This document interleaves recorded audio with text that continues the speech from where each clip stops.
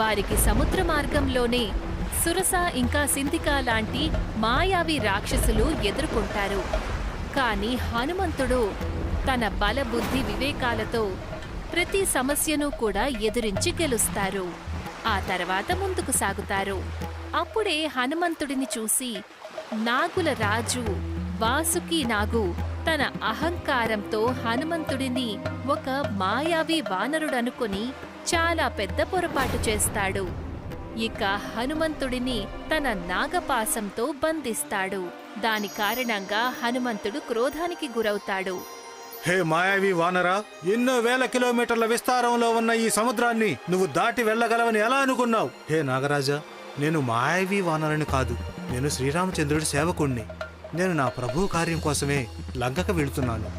నువ్వు నాకు మామూలు వానరుడిలా అనిపించడం లేదు, ఖచ్చితంగా మాయావి వానరుడివే.